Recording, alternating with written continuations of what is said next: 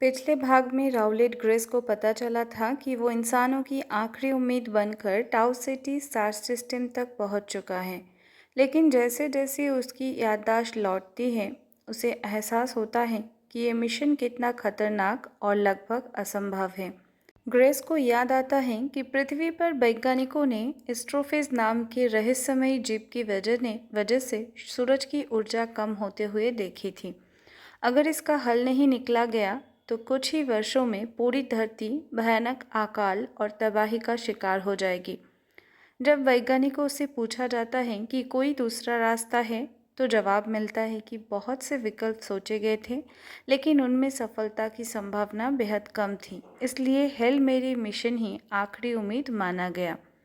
नाम भी उसी सोच से रखा गया था, जब सारे रास्ते बंद हो जाए तो आखिरी कोशिश। मिशन के लिए 3 लोगों का चयन किया गया था, एक पायलट, एक इंजीनियर और एक वैज्ञानिक। लेकिन ग्रेस को पता चलता है कि उसके दोनों साथी अब जीवित नहीं हैं। उनकी मौत क्रायोस्लीप के दौरान हो चुकी है। अब पूरे मिशन की जिम्मेदारी अकेले उसके कंधे पर है।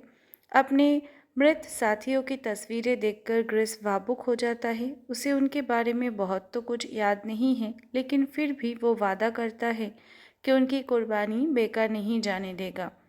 इसी बीच जहाज टाउ सिटी सिस्टम में पहुंच जाता है। जैसे ही स्क्रीनिंग शुरू होती है, एक हैरान कर देने वाली बात सामने आती है। यहाँ भी पेट्रोवा लाइन मौजूद है, लेकिन इस तारे की रोशनी कम नहीं हो रही। यानी यहाँ कुछ ऐसा है जो एस्ट्रोफेज को नियंत्रित कर रहा है। तभी सेंसर एक अजीब सिग्नल पकड़ते हैं जिसे ब्लिप कहा जाता है। पहले तो ग्रेस समझता है कि ये कोई प्राकृतिक वस्तु होगी, लेकिन जल्दी पता चलता है ये कुछ और है। एक रहस्यमयी वस्तु उसकी ओर बढ़ रही है। घबराकर वो जहाज की सुरक्षा व्यवस्था चालू करने की कोशिश करता है, लेकिन जल्दी उसे पता चलता है कि जहाज में कोई असली सुरक्षा ढाल ही नहीं है। वो डर से भर जाता है क्योंकि कोई अजात चीज़ उसकी ओर तेज़ी से बढ़ रही है, लेकिन टक्कर नहीं होती। वो वस्तु उसके पास आकर रुक जाती है। अब ग्रिस के सामने एक नया सवाल है, क्या ये किसी एलियन सभ्यता का जहाज हो सकता है? इस रहस्य को समझने के लिए उसे जहाज से बाहर निकलकर स्पेस बंक करनी होगी। समस्या ये है कि ग्रेस पायलट नहीं है और स्पेस बैंक का विशेषज्ञ भी नहीं। फिर भी उसके पास कोई दूसरा विकल्प नहीं बचता। दूसरी तरफ उसे एक और वैज्ञानिक समस्या का हल ढूंढना पड़ता है। कुछ उपकरण जीरो ग्रेविटी में काम नहीं कर सकते।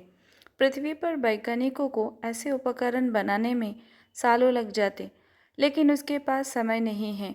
तब ग्रेस एक शानदार आइडिया देता है। वो सेंट्रीफ्यूज का उपयोग करके कृत्रिम गुरुत्वाकर्षण बनाने का फैसला करते हैं।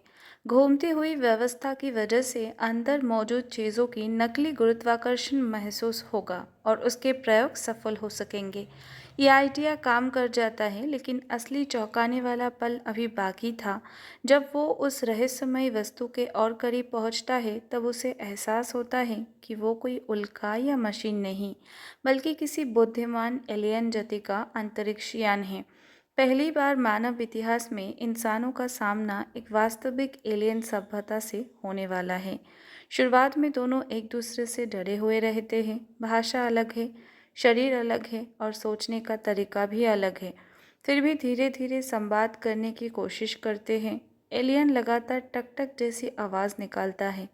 पहले ग्रेस को लगता है कि वो सिर्फ आवाज़ कर रहा है, लेकिन बाद में उसे समझ आता है यह उसकी भाषा है और वो उससे बात करने की कोशिश कर रहा है। गलतफहमियां और डर के बीच दोनों एक दूसरे को छोटे छोटे उपहार देने लगते हैं। यही पहली बार इंसान और एलियन के बीच दोस्ती की नींव पड़ती है। ग्रेस को एहसास होता है कि वो ब्रह्मांड में अकेला नहीं है और शायद ये एलियन भी उसी समस्या को सुलझने आया है जिससे पृथ्वी को विनाश के कगार पर पहुंचा दिया है। अगले भाग में ग्रेस और रहस्यमयी एलियन के बीच पहली असली बातचीत शुरू होगी, जहां दोनों मिलकर एस्ट्रोफेज के रहस्य को समझने की कोशिश करेंगे। वही सामने आएगा उस एलियन का नाम और उसकी दुनिया का अविश्वसनीय सच। अगर आपको ये स्टोरी एक्सप्लेन पसंद आई हो तो लाइक ज़रूर करें और ऐसे ही अमेजिंग एक्सप्लेन वीडियोस के लिए चैनल को सब्सक्राइब करना ना भूलें। मिलते हैं पार्ट 3 में, तब तक के लिए सुरक्षित रहिए और जुड़े रहिए हमारे साथ। मिलते हैं नेक्स्ट वीडियो में।